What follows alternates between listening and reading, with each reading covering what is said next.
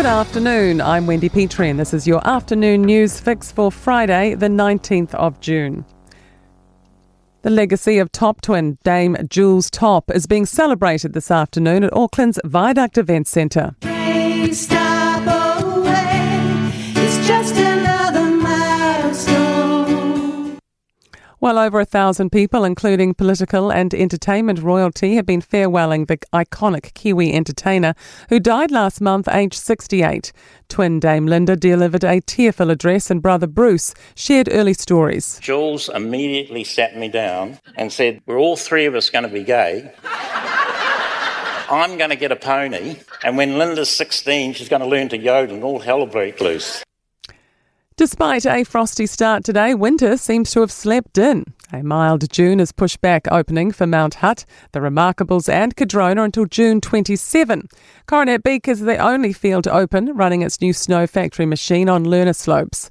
New Zealand ski CEO Paul Anderson says forecasters are predicting a more normal El Nino winter soon, which is typically great for snow. You can never be 100% with the weather, but from what we see in the forecast now, it looks like we'll get at least 3 or 4 days with decent snowmaking next week, which will set us up for next weekend.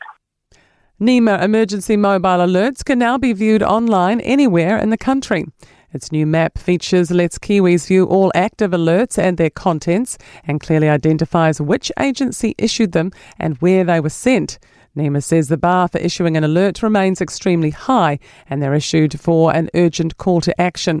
Communications Manager Anthony Frith says unfortunately past alerts won't be viewable on the map. We're looking to continually improve it, but it'll just be currently active alerts at this stage and it'll contain all of the information that you need.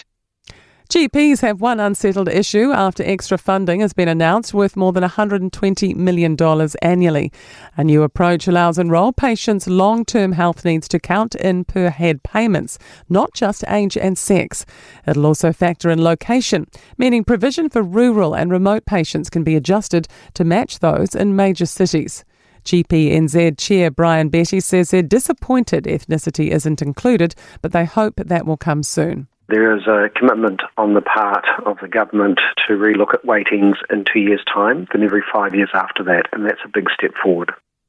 Interest has surged in NBA Trade Me searches fueled by the legendary New York Knicks championship run. The 26 finals were ESPN's most watched ever, with the biggest comeback in NBA Finals history. Trade Me spokesperson Tiana Barnes says one of the most popular current listings is a Jalen Brunson Knicks jersey. New Zealanders really wear their sporting passion on their sleeve, whether it's the All Whites, the Chiefs and Hurricanes, or even the New York Knicks. To Sport and Chiefs coach John O'Gibb says making the Super Rugby Pacific final is just the starting line, and it's all to play for from here in their showdown with the Hurricanes in the capital. Auckland FC could be facing a major coaching reset after news that manager Steve Corica is departing the club.